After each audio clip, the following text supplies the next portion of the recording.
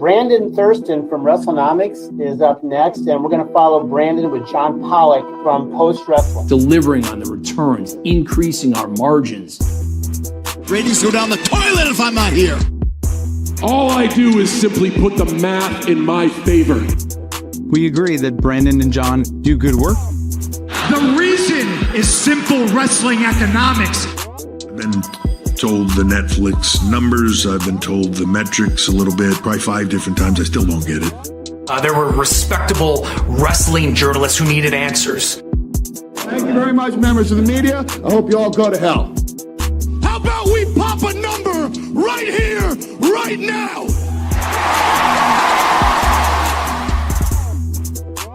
Whole part of the show, man. Here we are for another edition of Pollock and Thurston.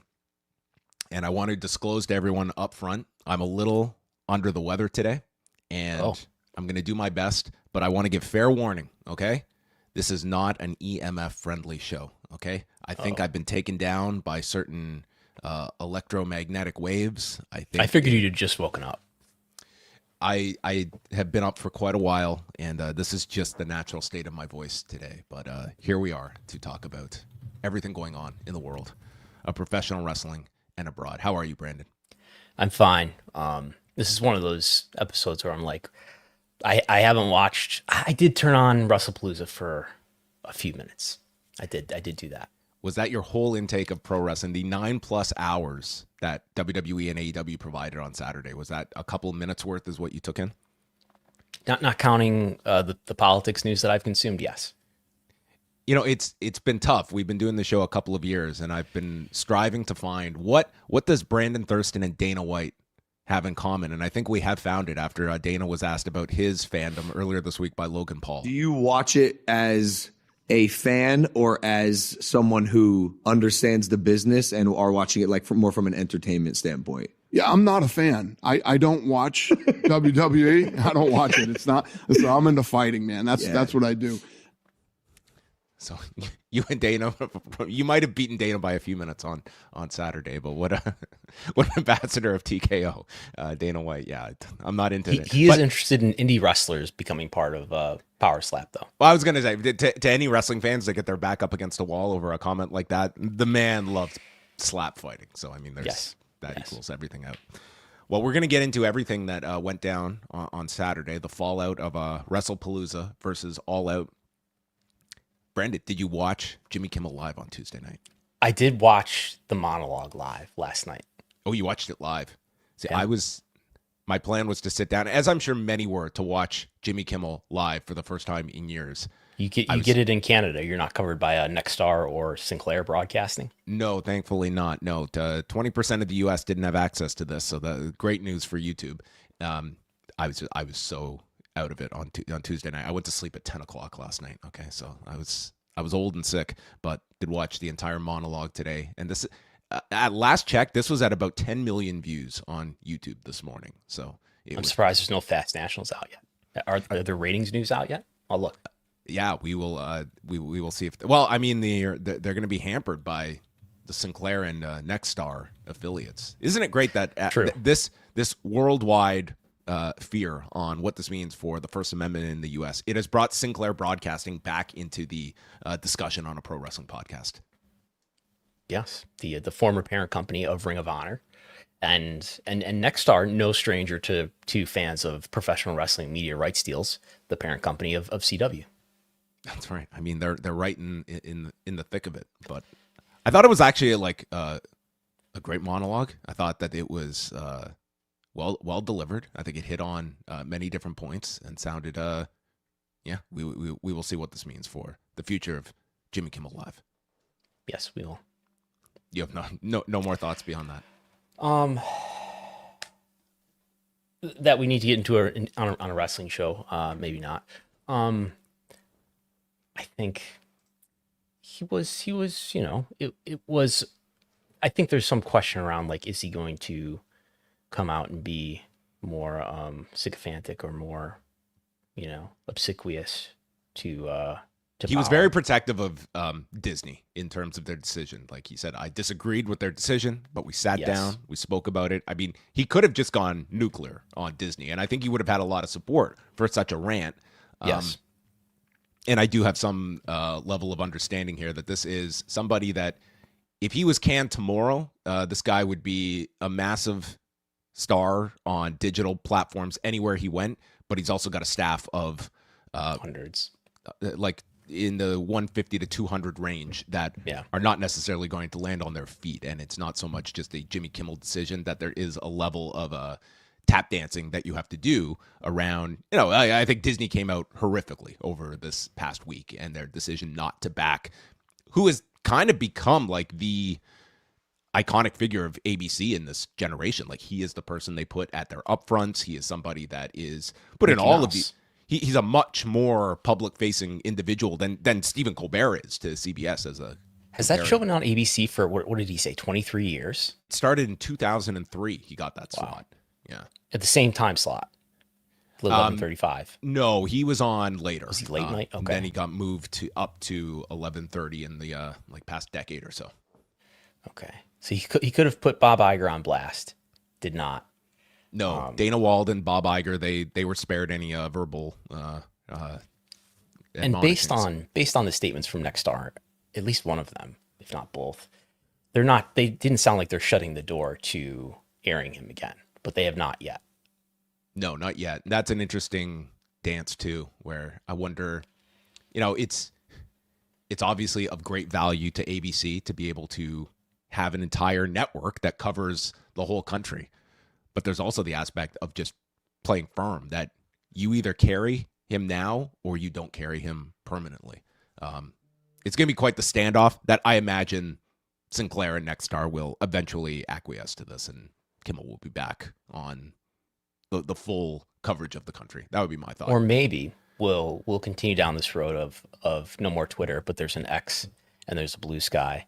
And eventually we'll have ABC, NBC, CBS affiliates that are just airing completely different content, except for live sports. We'll always have the NFL that everyone will be interested in, I'm sure. The great unifier, sports. There's no politics in sports. No. Well, let us move on to this past weekend. It was AEW All Out versus WWE Wrestlepalooza, a fight to the death. Was there a casualty of this head-to-head contest, at least for 58 minutes, where we did get overlap between All Out and the start of Wrestlepalooza? Was this let's start from the vantage point of AEW, that had to move its show out of prime time and going up against the WWE's debut on the enhanced ESPN app, as R-Truth was instructing us on Friday night how to download this app and authenticate it, and maybe... Is that why he was putting his phone in the toaster? Yeah. I think that was why. I wonder how many people followed that part of the process as well. They may have been, as they were trying to download this app out of confusion. I maybe would have wanted to destroy my phone too if they were required. Joe Tessitore made it sound like everybody gets access to this. Not made it sound. Definitively said, if you have ESPN, nothing to worry about. You get it. I mean, Joe Tessitore had a rough week from that. He was promoting Lesnar and Cena as the main event of the show. I mean, he was not probably volunteering to be the messenger next time. But I think with the performance of All Out, we have to talk about it with a somewhat incomplete grade, because I think the most important number is how this fared on pay-per-view. And all we have to go on based is Tony Khan, who was extremely optimistic of what he had heard about good vibes from Tony. The launch right? on HBO Max, good vibes. But what that means across the board, we don't know. And that is ultimately how this is going to be viewed. But nonetheless, it was, according to Tony Khan, $1 million plus gate at the Scotiabank Arena in Toronto, with WrestleTick's last number of 12,222 for the show. Yes, I think these both had strong attendances. You know who won the attendance battle for the week, though? CMLL and Rosario was the winner for the week. So Beyonce won the last WWE versus AEW fight, and now it's been CMLL. I mean, the reception to Wrestlepalooza has been less than great. Even ESPN giving it a grade of C. We'll get into that later. Okay. Well, Wrestlepalooza, yeah, I think certainly from a show quality standpoint, there was a very clear-cut winner of the weekend. But for Wrestlepalooza, I mean, the final number was 14,242 at the Gamebridge Fieldhouse. I would imagine this gate was a very significant one. I'm thinking that this probably topped $3 million that they did for this gate. Did you notice that you probably would not have seen this? Patrick Talty of the Indiana Sports Corporation featured ringside, got his own identification on camera. Private entity, not a government entity, as far as I know. I did try at some point. I did look into records requests around this Indiana deal. I think Corp tells you that's a private entity. Yeah, Patrick Talty was formerly senior vice president at WWE about a decade ago, and now he's involved with the Indiana Sports Corp, which is the group that has essentially cultivated this deal with WWE to get all of these events into the state of Indiana. I think we discovered that when this deal was announced, right? When they announced a Royal Rumble and a future WrestleMania. Relationships help. They're very nice when you can leave the company and you become influential in when it comes to potential site fees. So going back to AEW at the post-show press conference, Tony Khan was asked by our own Davey Portman about the idea of permanently moving to afternoon start times for its pay-per-view events. Would you consider it as a permanent move moving forwards? It's definitely something to think about, especially on Saturdays with the way the schedule works and what we're doing. I do think there's something to it. It'd be something to consider also on some of the Sundays. It's been tremendous for 3 straight pay-per-views. I think the point you're making is definitely something I've taken into consideration. All in Texas, that early start time and having that manageable start time in the UK, it made sense. Then we were in London at the O2 for Forbidden Door, and that did have that same kind of domestic here in North America, that kind of afternoon start time, like tonight's show. And that's the 3rd straight pay-per-view that's had an afternoon start time in the East Coast effectively, and the 3rd straight pay-per-view that's been on in prime time in the UK. And we've had great results, great buys from the UK. The TV ratings in the UK are through the roof. Absolutely. That's a huge consideration to us. So that is a big part of it. And I'm really glad you asked that, because that's absolutely one of the considerations we've thought about here. And whether it's Saturday or Sunday, it's definitely given me something to think about.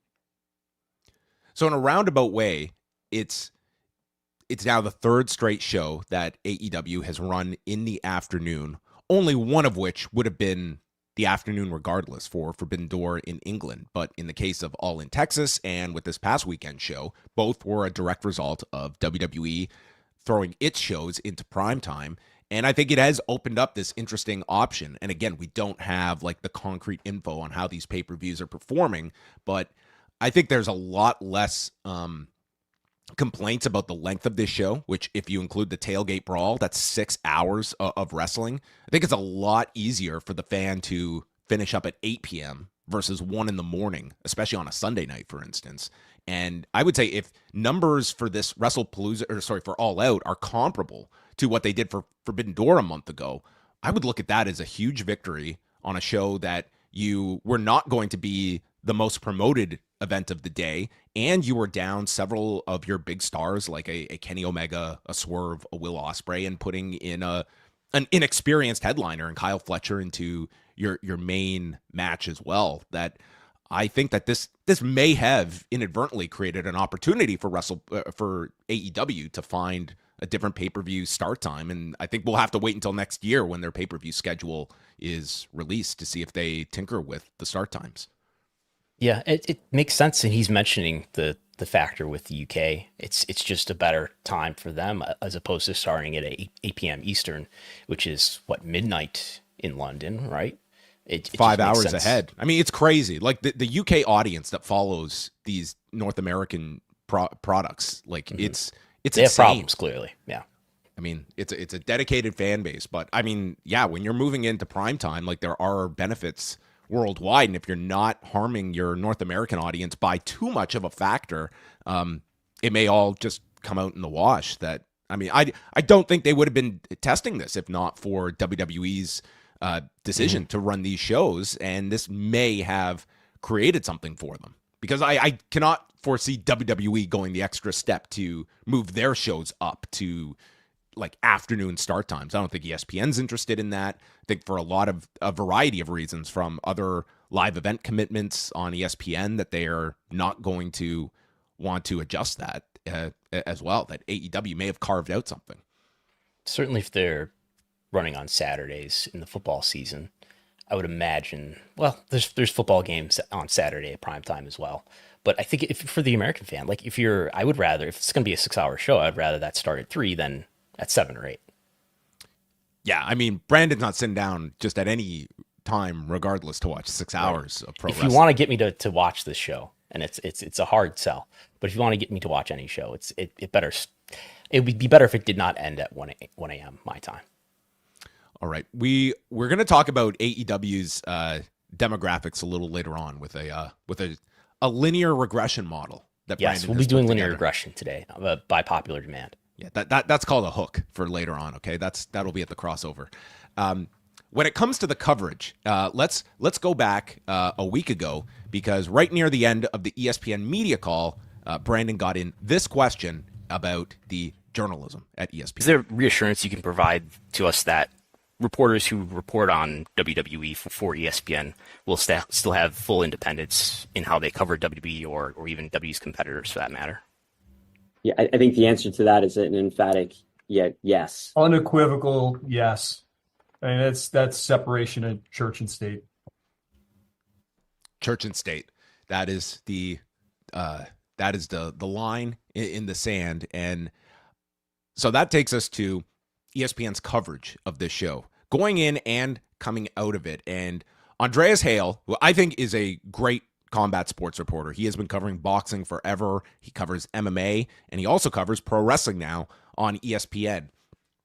And he gave his review of Wrestlepalooza and was just excoriated online for, how dare you give this event a grade of C, where he stated that the excellent Stephanie Vaquer Io Sky match saved this show from being truly average. It was a phenomenal display inside the squared circle. Everything else was either underwhelming, the short Cody Rhodes Drew McIntyre match, or a setup for a future match, Lesnar dominating Cena. For a card that promised to have epic moments, it fell a little short of expectations. So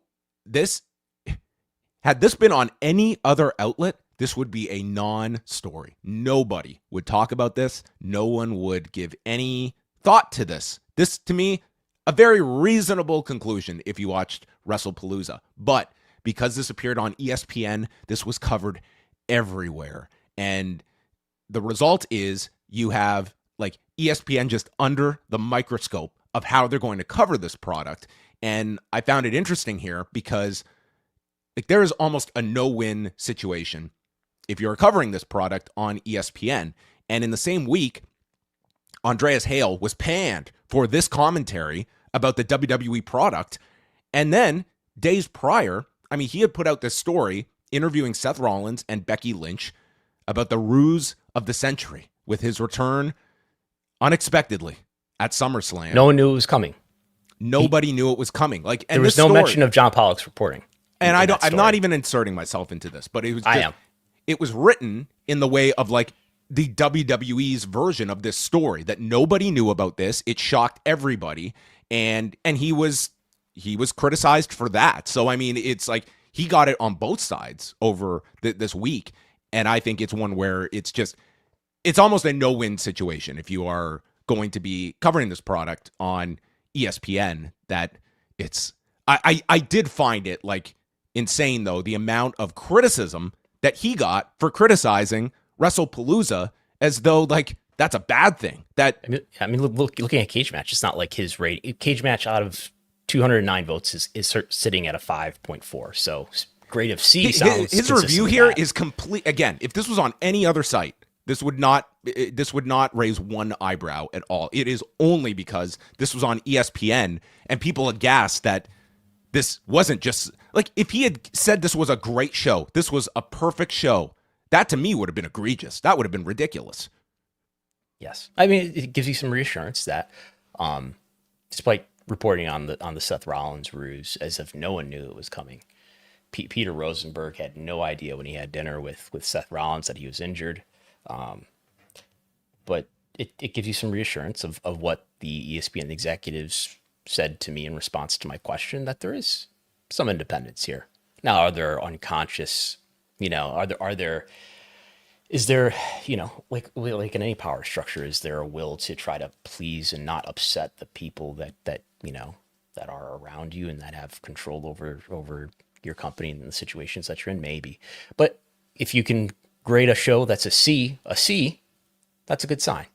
You should not be complaining about this as though like this is like it was like people were upset that they didn't just inflate this this opinion. To me, I don't care as much about show reviews and such like that. Like, everyone is going to have different opinions.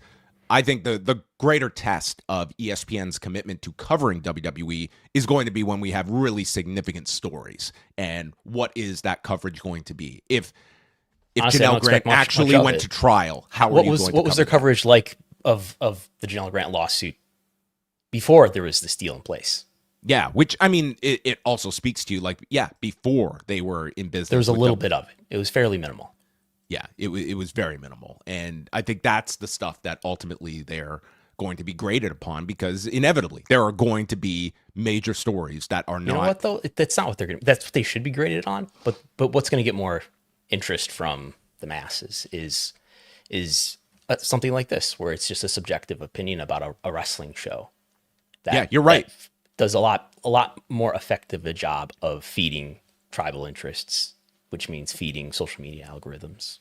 Yeah, and believe me, I did have sympathy for Andre. They're like digging up this guy's tweets that have been. He also tweeted about AEW, I heard. Like, this was just insanity. Like, my best advice would be you post your stories and stay the hell away from any comments, positive or negative, because there will be it's a no-win situation no matter what you do in these cases. But it was just interesting that it highlighted, like, both sides of the coin in just a several day period of one where he was believed it was like too pro WWE, and then this one it was too negative toward WWE. Should we mention too what we understand about ESPN's AEW coverage, which I don't know if they covered All Out. I'm trying to look, but I know it made Reddit for a while, right? That they had stopped AEW coverage around the time this deal was announced, which it turns out that happened much earlier. So. Yes. Not much AEW coverage from ESPN. That's true, but it does predate. Who knows how long this deal was under consideration, if that had any influence, but it does predate this deal by several months. Yeah, I mean, it was not a case of like that. Everyone focused on the AEW tab disappearing, which had happened a while before this deal as well, as it was described to me, and people could check like the Wayback Machine as well for confirmation of that. So like that was not a case of this deal was announced, boom, we're taking down AEW coverage from the site. And right after that controversy, when this deal was announced, they did put up a story just highlighting the upcoming dates for AEW, but I don't know what follow-up there has been. Like, I'm just scanning here, and it's like, obviously here in the WWE section, it's all Wrestlepalooza and such. Yeah, I'm not seeing All Out coverage on ESPN. Let's talk a little bit about the big WrestleMania return to Las Vegas next year. We have today is the official public on sale for the 2-day combo package. Brandon and I were too busy to get to the pre-sale on Tuesday. But if you were one of the lucky ones, you could score your 2-day combo passes. PWInsider.com reporting the prices, which average out to, for both nights, $854 for 2 seats in the 400 section of the Allegiant Stadium, and climbs into the thousands as we get to the floor seats, where they top out at $9,000 to sit in section A1 on the floor. Is Brock Lesnar guy going to be taking out a loan on his house potentially to be able to go to WrestleMania 42? I guess both so. Nights? Yeah. This is without ticketing fees. This is without accommodations. I mean, you're looking at, like, if you want these crazy, like even the median here, like you're looking at a multi-$1,000 trip to go to Las Vegas, which is the lowest ticket. The lowest ticket that we have is $854, correct? Yes, for both nights. Yeah. multiply that by, let's be conservative and say let's say Allegiant Stadium can hold maybe 60,000. Let's say they only sell 55,000. So if they sell 55,000 for just one given day, I mean, we're looking at a $43 million gate, which should be, we don't know what the gate was for this year's WrestleMania. I don't know. But it was a record. They did claim it to be a record. They did say it was a record. So it was above 36 million for both nights. For both nights combined, yes. Combined. Yeah. So, I mean, the people still buy these tickets. The Raws and SmackDowns have seen price hikes too. Not high enough yet for Mark Shapiro. I understand there was a sign behind Paul Levesque during the post show. I think I made you aware of this, about complaining about TKO and its influence on high ticket prices. That did make air. The demand is still there. Did make air. We have a screenshot where that was. Yeah, I think it read TKO is greedy.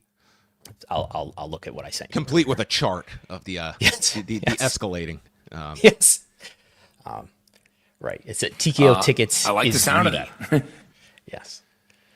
So, yeah, I mean, this is obviously scaled to be the largest gate in the history of pro wrestling that will probably, dwarf what they did in Philadelphia. And, they're aiming to obviously top what they did this past year. And with the Saudi Arabia deal, I think it's going to enhance demand for the show with the idea that, if you want to go to a WrestleMania, odds are you're not planning a trip to Saudi Arabia. This will be your last chance. Until at least 2020. Until who knows when. It's a totally valid question because Saudi Arabia goes on without a hitch. There's no guarantee that they're going to come back to the Why US would you do that if year. they're going to pay you, let's say, $250 million for WrestleMania? Why would you do it anywhere else? If they're willing, of course, if the government is willing to continue to host it on a consecutive basis. That's it. Like if Saudi Arabia is interested, they could have WrestleMania every year. Like there's no other part of the world that you would assume is going to pay that amount for WrestleMania. And I think the beneficiary short term is going to be this upcoming Mania in Vegas, where we've already heard about an acceleration when it comes to booking hotels, and I'm certain that they're going to get off to a fairly hot start with the tickets on sale today to the public. But they're extravagant prices, but they're also ones that they're not going to have trouble when it comes to WrestleMania. And these are probably not prices that are out of line with the general live event business. Are they out of line with W historically? Yes. Yeah. How many, I'm sure Vince McMahon is just shaking his head at all the families that will not be able to go to WrestleMania next year. Mm-hmm. Brandon had reported earlier this year that last year's show, 58,538 attended night one in Vegas at Allegiant Stadium, 60,103 on night two. That was from the Las Vegas Stadium Authority, which Brandon is very familiar with. That's right. Yes. And different authority that is not the LVCVA, the Visitors and Convention. I know there's a lot of acronyms to keep straight here, but the LVSA is different from the LVCVA. All right, well, there you go. If anyone goes through the experience of securing WrestleMania tickets, do let us know how that goes for everybody. Yes. We'll keep it going, and let's talk a little bit about some viewership. So I want to talk first about this move to HBO Max. So AEW, they launched Dynamite and Collision on HBO Max back in January, and since that time, everyone has been very much anticipating when will we hear about these HBO Max numbers. And we got at least Tony Khan with some of his thoughts as he continues to be shut out of this data. He is not part of the group chat that gets the HBO Max data each week, but reflecting on these 9 months and what observations he has made before we get to some of Brandon's observations via his model. What I think is really amazing is we've been able to grow in many cases. In many weeks, you've seen the linear audience actually growing through the year. We've had versus where we ended up last year. What we had just this week for Dynamite was 667,000 P2 viewers for Dynamite, or for the Dynamite portion of September to Remember, and the really strong audience over 500,000 P2 for Collision, which was one of the strongest collisions of the year. And to see these numbers, I think it's really interesting because it would lead me to believe, based on the correlations, that if we are growing the audience with over 50 or particularly 25 plus, so much, and seeing that growth 50 plus, even a lot of them are clearly 50 to 54 because you do the calculation and you see the growth in 25 to 54 is higher than the growth in 18 to 49. I think a lot of that 18 to 49 is HBO Max. I think it skews a little younger. Honestly I think there's young fans that had cut the cord the last few years that have come back to AEW. Clearly, we've seen an over 50 crowd on TBS and TNT come back since last year because we have brought in fans. It's there. The numbers are black and white. There's been people over 50 that weren't watching last year on TBS and TNT that are. And you see that growth there. And I do think we're seeing young viewership growth. All right. That was Tony Khan talking about the changes. And before we get into just reacting to that, I do want to go to this one question, maybe just to bring everyone in here. Brandon, why does Warner Brothers withhold streaming service numbers? Why does Tony Khan not get breakdowns of these numbers? Because it's first-party data, and the only reason why we get the Nielsen data is because it's third-party data, and, well, sites like Programming Insider get that information and report it. But so Nielsen is a company that is independent of these networks, that these networks do business with, so that advertisers can buy ad time and have a third party to tell them what those numbers are. I mean, for whatever reason, they're not, measuring live streaming broadcasts in the same way. So, but the question is, why does WBD keep them so secretively? I guess what I'm saying is that it's not like there's precedent for these networks, these media companies, to disclose this information in the first place. And secondly, so why wouldn't they? What is their reason? I think is largely so that they have the leverage and they have the greater understanding, and they want to control, like every company wants to do. They want to control all the information and control the message, and there's no incentive unless you're Netflix. I mean, look at Netflix has been relatively transparent, and they do post their weekly top 10, and they do post their every 6 months big data dump. But it's easier for them to do it, I suppose, because Netflix is the big winner in streaming versus everybody else, who are a big distance behind. And I think you would argue that the HBO Max viewership. I mean, I do question, like, where does AEW find the value in this if they can't quantify what they're drawing on this, when, like, you're dealing with a sponsor, for instance, that wants to know what audience are we hitting. And if Tony Khan, who I do believe is being truthful here, does not have this data, can't ascertain, like, we might be doing 5% more on HBO Max, we might be doing 15%. Like, you can't put your thumb on the scale, or you can't determine what that number is. But the offset to that is Warner Brothers sees value in HBO Max and AEW being able to enhance that service, that they were willing to pay such an amount last year for their renewal fee. And that's what it comes down to. Like, we see value of this, but we also do have the control of this data that we are not going to disclose. And AEW is sort of subservient in that situation where they can't force this data out of them, even though I think it would be of great benefit to them to know what that audience is and to utilize it for monetary purposes.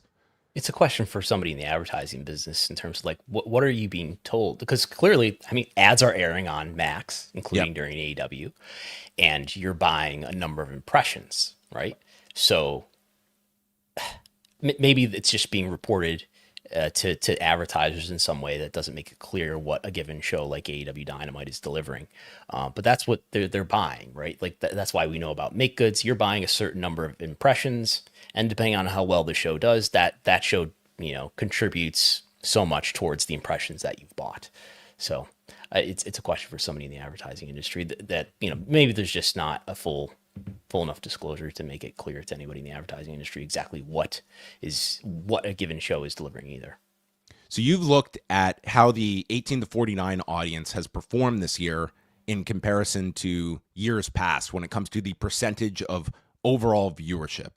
And what have you found with the linear regression model? A big credit goes to Paul Fontaine for pointing this out to me. We can look at the data for, let's just look at Dynamite, because Collision, we're not going to really look at Collision here because Collision is more volatile. But if we look at Dynamite and say, all right, let's take the total viewership of Dynamite and let's ask what percentage of that total viewership is in the much talked talked about demo. In this case, we're talking about 18 to 49 here. So what percentage of the whole audience is actually in the demo? And we can look at this by year and say, on an average basis, it's been going down, as you would expect, because older people tend to be the ones who are left still watching traditional TV. In 2020, about half the audience was in the demo.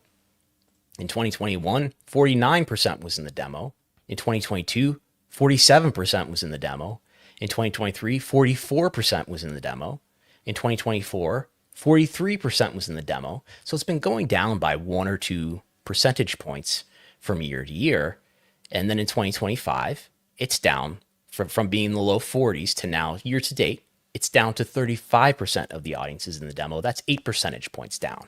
So that is conspicuous, right? And it does align with a story about, well, guess what's happening here? There's a simulcast that started on January 1st, and maybe some of this is accounting for people watching on Max. So I did a linear regression. Here it is. We do get an R squared of 0.458, which is a pretty strong R squared for people at home who are watching in video. This is the plot chart. We get a 0.46 R squared, which is medium strength. And then so the application that I'm doing here is, look, we're taking into account that, yes, that demo percentage was going down over time. We expect that it would have continued to go down over time to some extent had the simulcast not happened anyway. So we're not just going to take the difference in this year versus last year and say, those are all HBO Max viewers, but we're going to say, okay, we're going to make a prediction with this data to say, if the simulcast had not happened, this is the percentage of the demo audience that would have continued to be there into 2025. So that's what we've done here. Without getting deeper into the math, we end up predicting that that there's about 6% of the audience that's unaccounted for here, which more or less means in reality, we end up getting a variable amount of HBO Max viewers from week to week in terms of percent.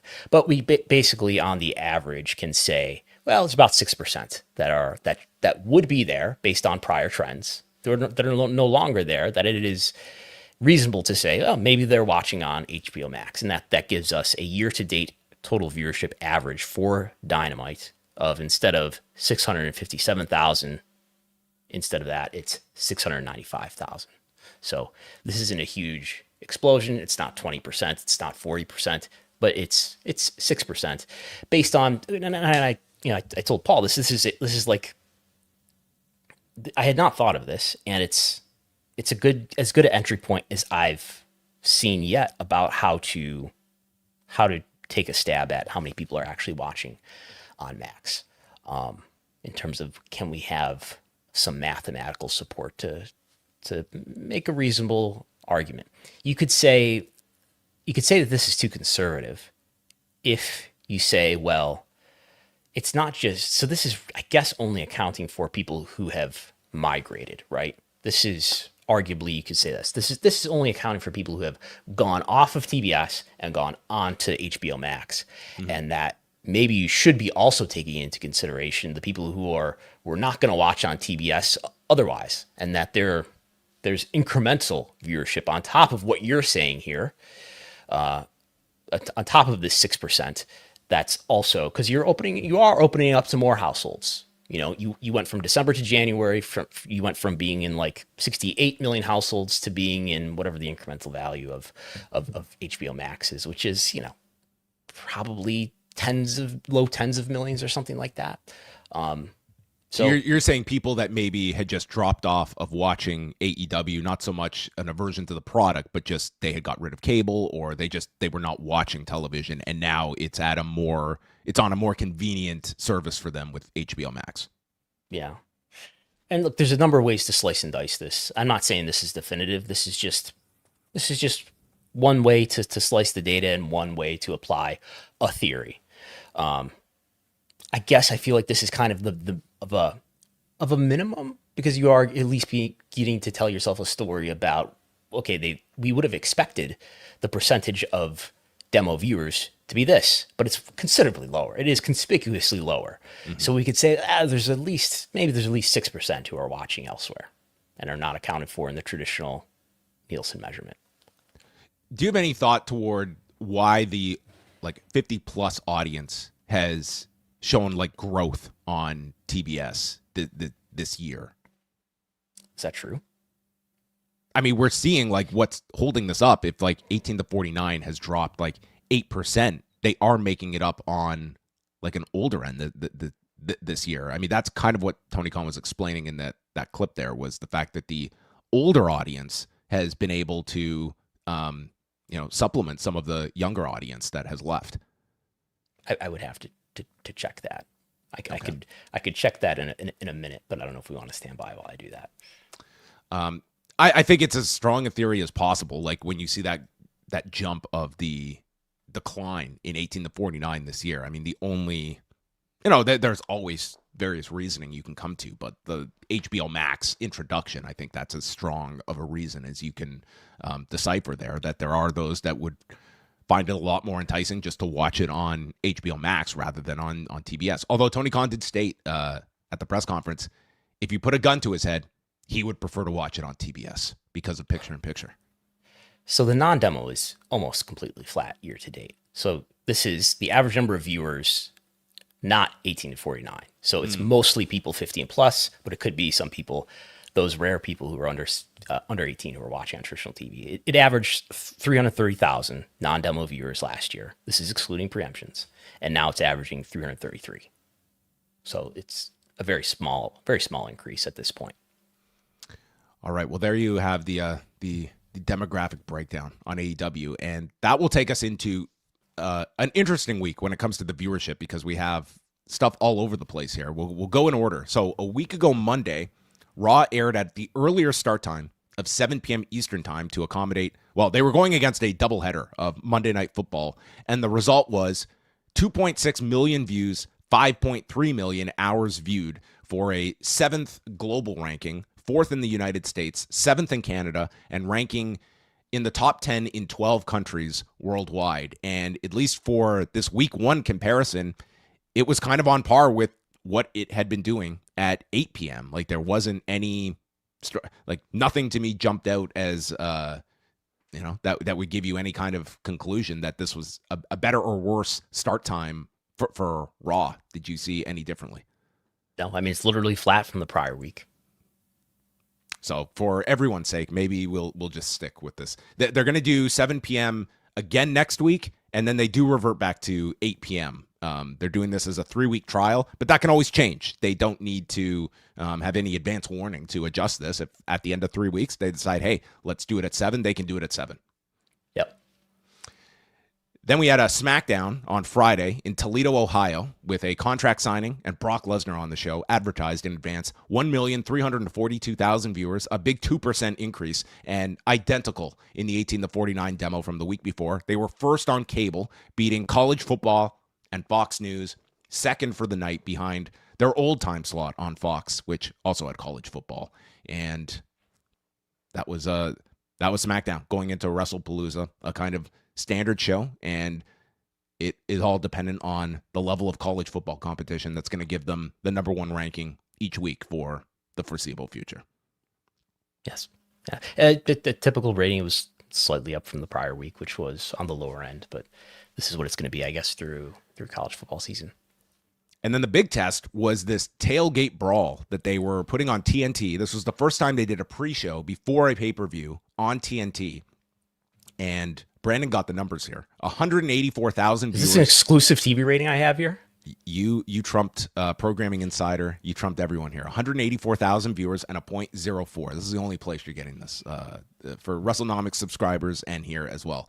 .04 in the demo. And as one of our listeners mentioned in the comments, TNT has updated its schedule, and there is a tailgate brawl scheduled for right before WrestleDream at 7 p.m. So that would indicate to you that they were happy enough that they're going to do this again next month in October. But it's difficult. I don't know what TNT programming is doing on a Saturday afternoon as a comparable here, but obviously it was good enough that they're going to do this again.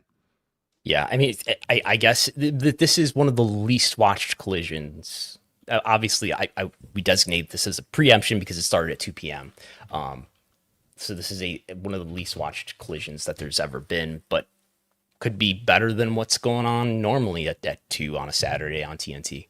Yeah, we had like the two extremes this week. We had like the fourth most watched collision of the week, but it aired Wednesday right after Dynamite. It had a very convenient lead-in of its own program, and then this airing on a Saturday afternoon at the end of it all. But they got Big 12 football coming up in October. And then the last one was Wrestlepalooza. The international viewership we got on Netflix, they ranked in the top 10 in 25 countries worldwide. So this would account for the live viewing and then subsequent viewing in the days that followed, as this chart came out on Tuesday. Of course, excludes the U.S., which airs on ESPN. That no press release, nothing from ESPN. I was curious if we would get any kind of pat on the back from ESPN on how this first show performed, but we do not know, and I would imagine these ESPN's streaming app data is we'll find out. Does Paul Levesque get access? Does Nick Khan get access to the ESPN streaming data? Hopefully someone asks the next press conference they do, if they ever do one. Yeah, I was going to caveat that with the big if. Maybe maybe that'll be the job. Maybe Big E will put him on the spot at the next post show. Yeah, I mean, for what? Some 60% of the country? I mean, really more than that, because I'm just saying 60% of the cable universe, the ESPN universe, for most of the country in the United States, this was essentially a pay-per-view. I'm not sure. I can't tell you what you're getting on the ESPN app other than WWE. If you're a cord cutter, you are getting access to ESPN channels, which perhaps you did not have in the first place if you're a cord cutter. But this is kind of a $30 pay-per-view. And to recap, you said this last week, you're a YouTube TV subscriber. You could log into this ESPN Unlimited app to watch Monday Night Football last week, but you could not watch Wrestlepalooza. Which I might have figured if I was not covering this and asking questions to ESPN PR, I might have just figured, okay, I was able to authorize in. Maybe I do get access to Wrestlepalooza. I would make that assumption if I was you. If I could log in on Monday and watch programming on this app, I would just assume that I would get all programming on this app. That would be my thought.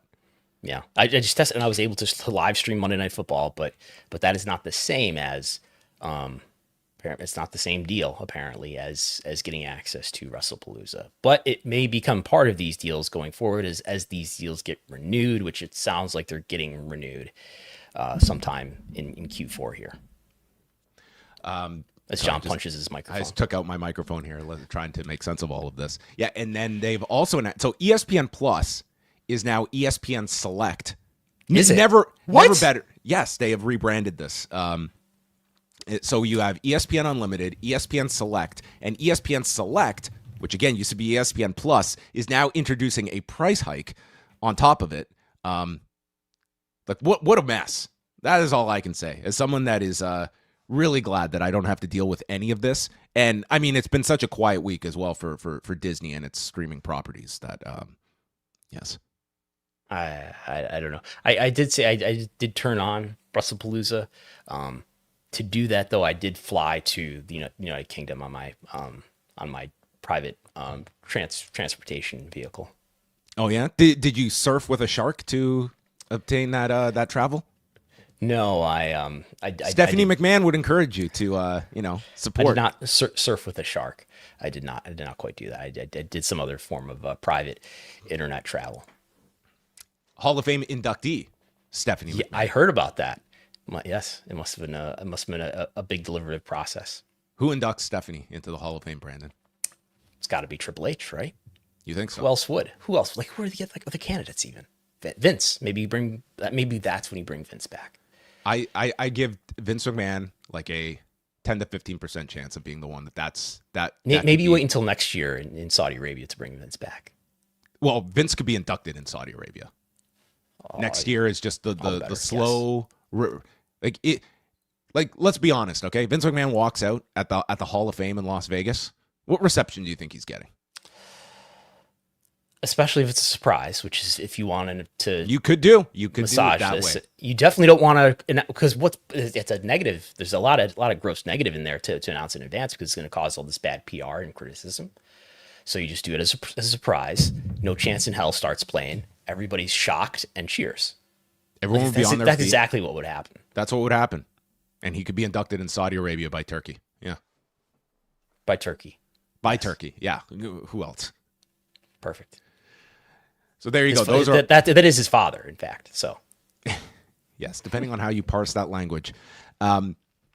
Just wrapping up on the ESPN discussion for the app. How would you say this rollout went for week 1? Again, we don't know exactly any data attached to the viewing, but like it became very clear if you watched Raw, where it just felt as though it almost felt like you figure it out. We're going to be on the ESPN app. You guys figure it out. And then by Friday, they realized, man, we need to really hit this hard. They did multiple segments with R-Truth, literally explaining how to download this app, what carriers it's available on. They never told you it would cost you money. I think they wanted to avoid that topic. And then they had Cody go through all the 4 ways of which you could get Wrestlepalooza as well. So they tried to hit this hard on SmackDown, and I was limited to what I could see on X and such. Like, I certainly saw a lot of people that were upset about learning of this $30 fee that was attached to it. But would you say this rollout largely went average? Was there? I think it was an impossible task, given the lack of distribution, given the fragmented distribution. It's like trying to watch Jimmy Kimmel, but worse. Yeah. I was bombarded with advertising about this. Now, I was watching a fair amount of ESPN during this week, but also like every time I scrolled on Reddit, I saw an ad about this, which I imagine was unique to me because I'm in the US. Like ESPN, I think the promotion of this, like they promoted the hell out of this all week on their programming. They had so much talent on every single show. I certainly can't dismiss the amount of promotion that they put into this. But I didn't feel like this achieved the level that like the Netflix launch did, where like that felt like a massive deal. And partially I say this as someone that's in Canada that doesn't get ESPN either, that there's a difference there. Is TSN gonna copy this and go direct to consumer? They do have the option that you can that's how you used to have to watch Rampage, right? That's the only way you can watch Collision. You have to have their direct to consumer service. Yeah, but I think this was, and their choice, clearly there was a deliberate choice to do this earlier rather than later, which I don't know if that was the best decision, because originally this was announced that this was going to start sometime in 2026, and I assumed it was going to start when the Peacock deal expires, which I assumed was in March of next year, by which time these carriage deals, probably including Comcast and YouTube TV, would have been renewed, and presumably the ESPN Unlimited app access would have been included in those renewal packages, and then more of the country would have been able to watch it. There would have been less confusion about it. But they decided, I guess, because this thing just launched, that they want to get WWE on it right away. All right, let's talk a little bit before we wrap up about the UFC at the White House and the MMA draw. They had put out an article earlier this week talking about who's going to pay for this thing. This is going to be a costly endeavor by, pardon the pun, for the UFC to stage an event on the White House grounds. It is now tentatively set for June in concert with the 250th anniversary of the United States of America. And it looks like there is a committee that has been formed. What is this called? America 250. What are you familiar with when it comes to America 250? And Brandon, are you indirectly helping to pay for this event? It sounds like this is going to be that Congress. This is part of the U.S. Semi-Quincentennial Commission, which was established by Congress in 2016 to plan and orchestrate the 250th anniversary of the signing of the Declaration of Independence. It was appointed by the House and Senate leadership. There are numerous commissioners who are in charge of this committee. It's some 16 private citizens, 4 U.S. representatives, 4 senators, and 12 ex officio members, yada yada. But so we've got Marco Rubio here. We've got former Supreme Court Justice Anthony Kennedy. We've got Pete Hegseth. We've got Pete Hegseth, the Secretary of Defense. Should I call him the Secretary of War? I don't know. We've got Pam Bondi, the Attorney General, out here. We've got some members of Congress, and that's all that our audience will be familiar with. That's all our audience will be familiar with from these commissioners. Linda McMahon, the Secretary of Education, is also a member of this committee. Is that the same Linda McMahon? I think that is the same Linda McMahon. This is her Trump term 1 promo photo, I think. So this is essentially seeking government funds that they are going to be able to allocate towards this 250th celebration next summer, one of which would be the UFC that would be seeking funds from this. Is that a general interpretation of what is being sought out here? It seems like it. Now you can do a Control F for this big document that apparently came out at the beginning of the year. And there's no mention of Ultimate Fighting Championship or anything like that. But one would think that this is where the money will come from. More to come at the top of the hour. America 250. Well, we will follow the money trail here of what the UFC will gain from this. I imagine they'll bring in a tidy profit from America's birthday party. So this does look like a nonprofit, separate organization that is authorized by Congress, but is not a government agency. So I don't know if they'll be subject to FOIA, but something to watch going forward. I'm sure there'll be a trickle down too to the fighters. Like they'll benefit from this too, right? As always, yes. They're the ones that are going to be. They'll get 50%, of course. All right, and the last thing we'll note is just an update on the Raja Jackson situation, which did see an arrest last Thursday. Raja Jackson, the son of Quentin Rampage Jackson, he was arrested by the LAPD on Thursday and is facing a felony charge for his attack on Psycho Stu last month at the Knox Pro event in California. TMZ reporting that Jackson was booked on a felony charge of battery with serious bodily harm, but is now out. Bond was set at $50,000, and I have yet to see when he is scheduled for his next court appearance, but definitely now the ball is in motion. He is out on bond because this. He is out on link in bond. Here to the Inmate Information Center for where he's being held, and it says that his total bail amount is $50,000. It does list him in this inmate database, but maybe he has already been released. So yeah, that's he's facing a felony, and it took a while. Like this took almost a month for an arrest to occur, but anyway, we have a wrestling related. He was arrested on last Thursday. It says he was arrested on the 18th. All right. That is going to bring us to the end of our topics. Was there anything else, Brandon, on the docket? Not really. We're continuing to litigate. I'm continuing to litigate with Las Vegas Convention and Visitors Authority. They're not participating so far. So hopefully we'll get some information sooner than later, but it could be several weeks now before we get records related to government agency Las Vegas Convention and Visitors Authority working relationship with WWE through WrestleMania and next year's WrestleMania. Thurston v. Las Vegas. We will continue to cover here. These are records that Brandon is subject to be given, and they are. And we are also, don't worry, we're also pursuing records in Texas. My old friend Ken Paxton is probably helping us out with that as it relates to AEW All In. Yeah, guys, he wants records from everyone. Okay, everyone under the sun. Okay, don't try and draw a line between the two companies as well. Okay, that's going to wrap up the show. We thank everyone for joining us live here on another edition of Pollock and Thurston. I hope my voice held up okay over the last 60 minutes. I'm not going to be doing any screaming at crowds in between matches or promising to bring events back every single month. But we will be back next Wednesday at 1 p.m. Eastern Time, where Wrestlenomics and Post Wrestling come together each and every Wednesday. On Thursday, for our members at the Post Wrestling Cafe on the at the Double and Espresso level, I'm not going to go through all the ways you can download the app, but it's very simple. We are going to be chatting about the Bret Hart book on this month's edition of Book Club. Myself and Neil Flanagan, we have read Bret Hart's book, and we're going to chat about the Calgary native on Thursday. So you can check out all of that. And then tonight I'm back with Wei Ting after Dynamite, subject to my health. I might collapse during Dynamite, so it might be a solo effort from Wei Ting if that happens. But that is all coming up in the next 24 hours. Brandon's work can be found at Wrestlenomics.com, dropping the latest and greatest. The man not only has collision numbers from Saturday that no one else has, but the quarter-hour breakdown of the tailgate brawl. All 15 quarter hours are there for subscribers. Regardless of whether or not you have access to ESPN, you will need to sign up to get behind the paywall.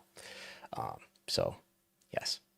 And I want to say a big thank you to all the listeners I ran into at the Scotiabank Arena over the weekend. I ran into many of our listeners, one of which just came up to me and said, "Thank you so much for talking about Janelle Grant." And I said, well, we're trying our best. We're trying our best to cover this wild industry. So that's going to wrap it up. Thanks to everyone in the live chat, and we'll speak with you next Wednesday.